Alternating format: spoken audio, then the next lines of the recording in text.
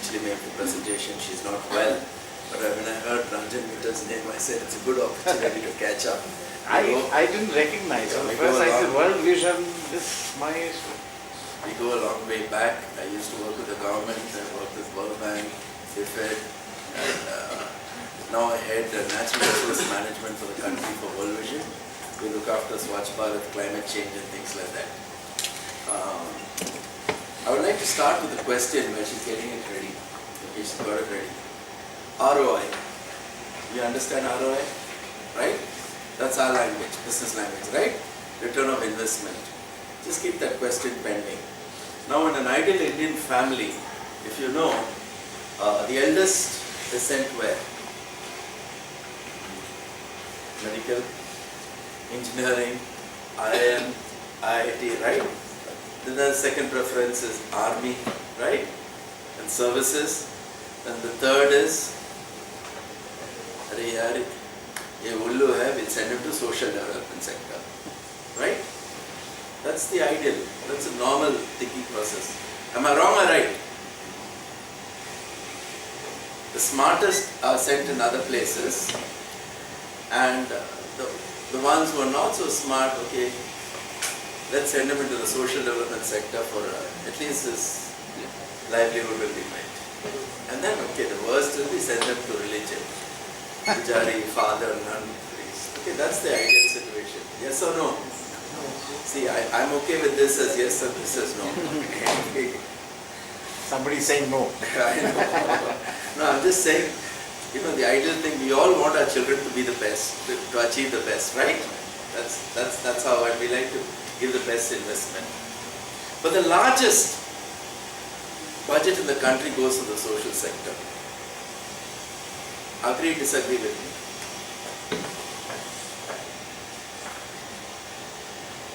The largest budget in the country. How many of you pay taxes?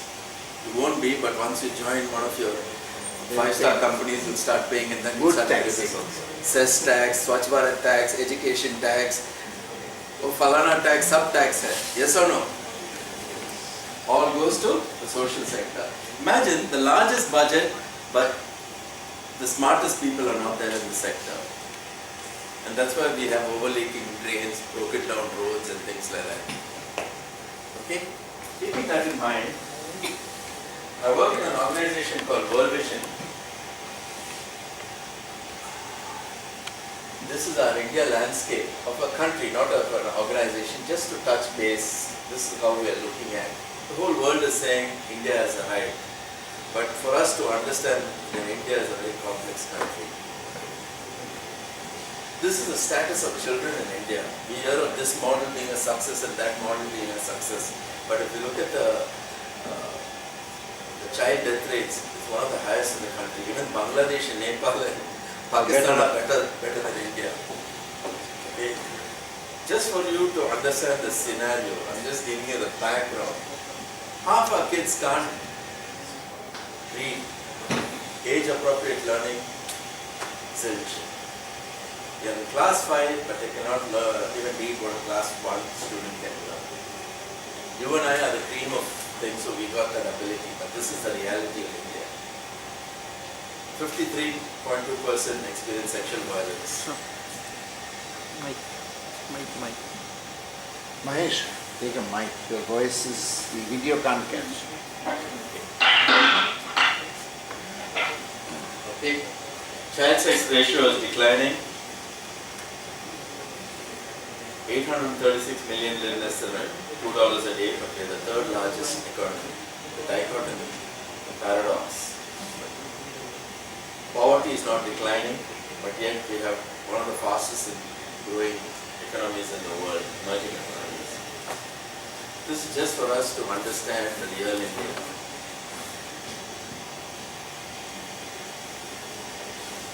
Malnutrition. So many of our kids are malnourished, but then we have a lot of food and buffer stock rotting.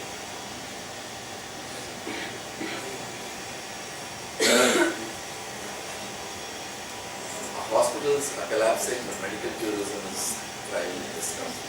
Bengal is full of medical tourism. World Vision at a glance. We work across 25 states. One of the earlier speakers said we are a donor. We are not a donor. We implement directly. We work across 118 area development programs. We look at the child well-being indicators across the country. Where it's the lowest, we go to that district. And where it's the lowest, we go to that block. And we work 15 years, and our goal is to make sure after 15 years, the child well-being indicators are above national average and equivalent to world average. Okay, this is just a small glance of what we work at.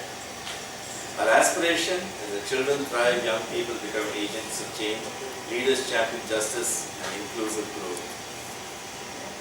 This is our worksheet, our map. This is how we achieve it. We have 5 areas of impact we're looking at. Reduce malnutrition and childhood illness, enhance quality education, strengthen child participation and protection systems, build resilient communities and promote value-based governance. These are the ways and how we do it.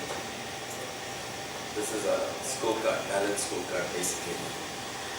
Keep that question in mind, ROI, when I'm speaking, when you're looking at this. Because for us, ROI is important. Not just for your, even for the development sector, ROI is important. Passion, money, everything goes on. But what is my return of investment?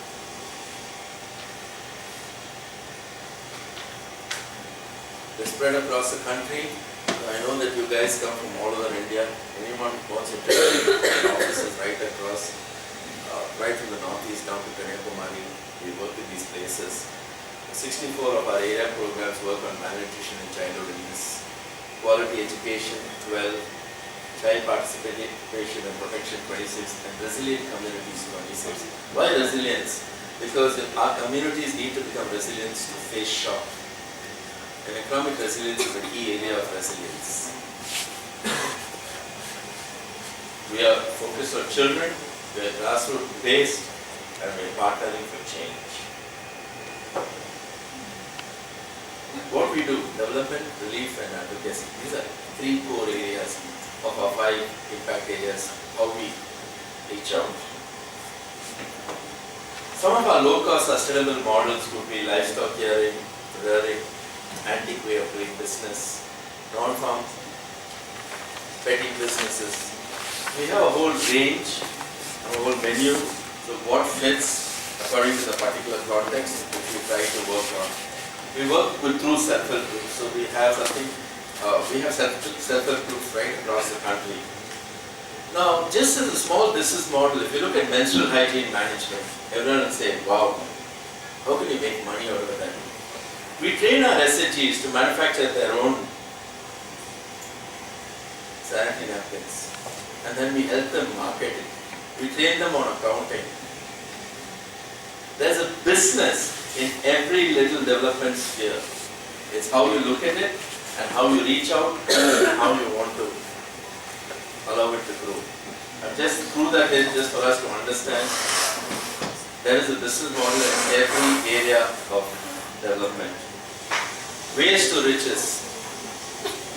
Some of the biggest entrepreneur companies are right now Exonora. How many of you have heard of Exonora? The founder basically is rags to riches. Every waste we throw can be converted to riches. How do we set up cooperators? How do we empower the people on the ground to actually become marketing federations, to take this waste and then segregate it and then sell some as vermicompost, sell some for recycling. But it is a business. In the West, I know that waste management is a huge business. Our corporations are moving into it in a big way. There are a lot of NGOs who are moving into it. It makes perfect business sense. You go down to our tier 3 cities, they are in a bad shape. So there's a lot of opportunity, a lot of scope. Youth investment, organic farming, which we help the farmers with through the marketing cooperatives. We set up our marketing cooperatives with the farmers. Water users management. 80% of India, the water is contaminated. In Bengal, can you tell me some of the contaminations in water?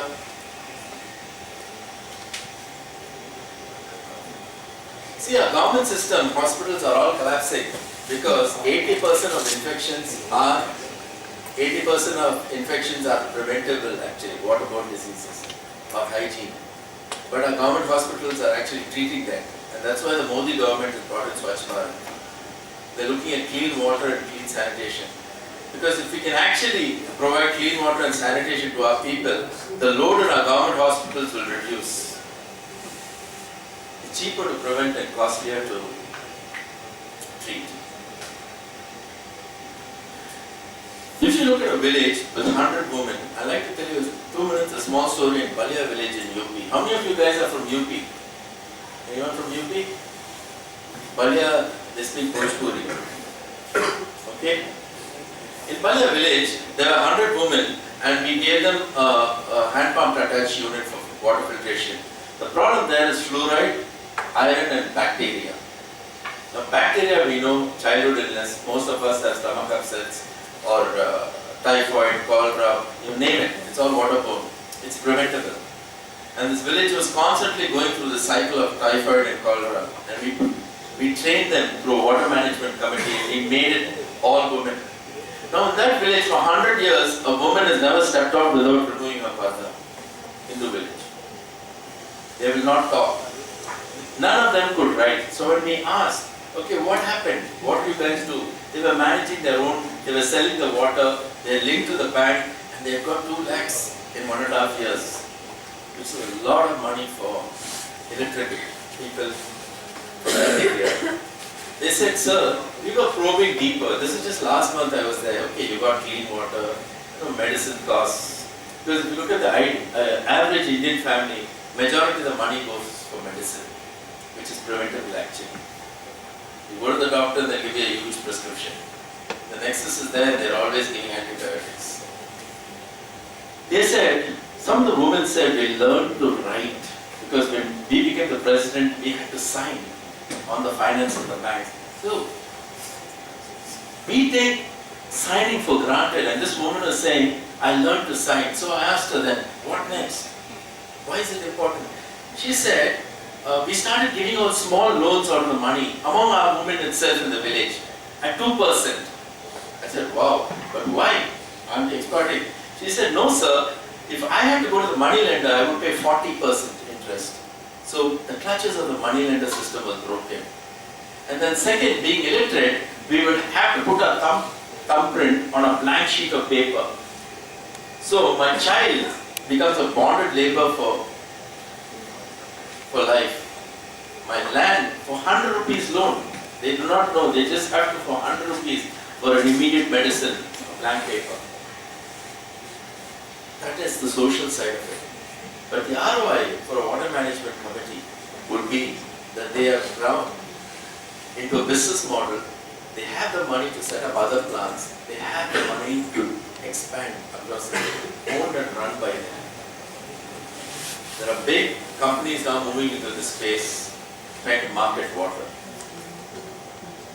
Microfinance is another area which we are working in.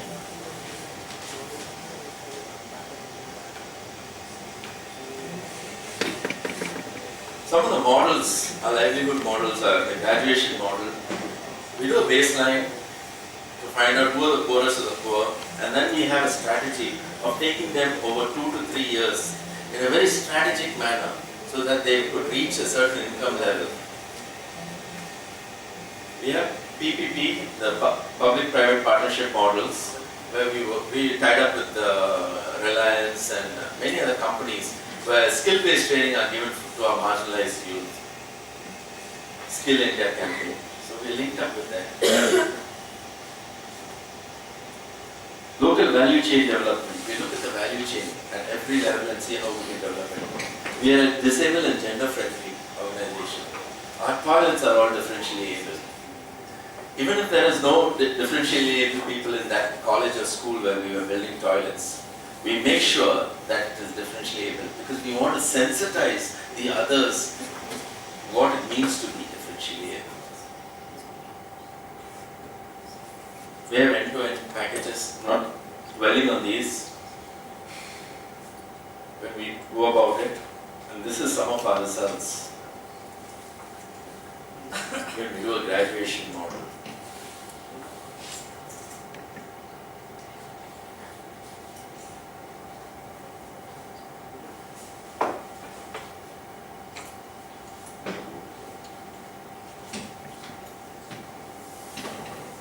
Any questions? My only question to each one of us is ROI. For the last 5-10 minutes on what I showed, where do you think are the ROI opportunities in whatever I spoke of?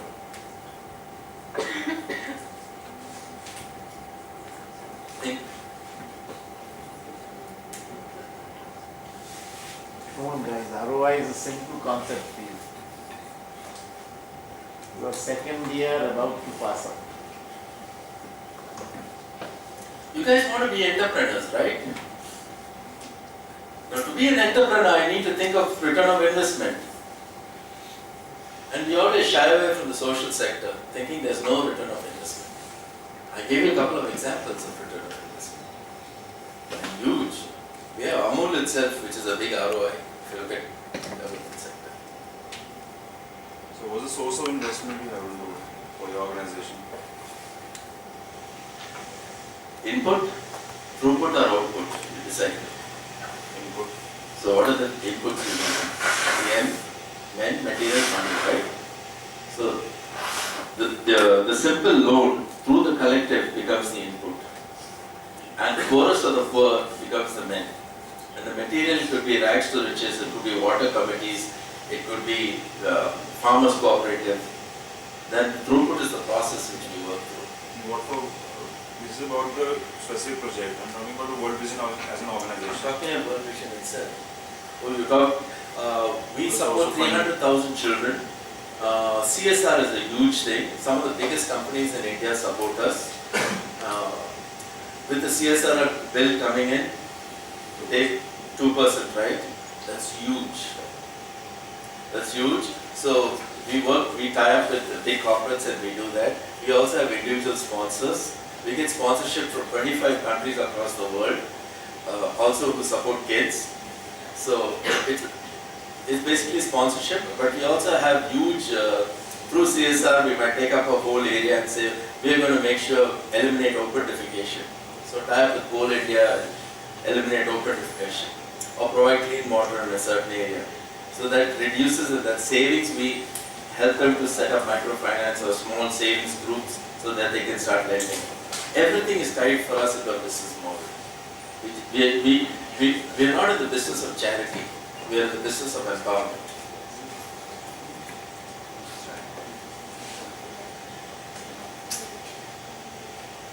Anything else? So we'll close, Mahesh. Thank you. Thank you so much. Don't go.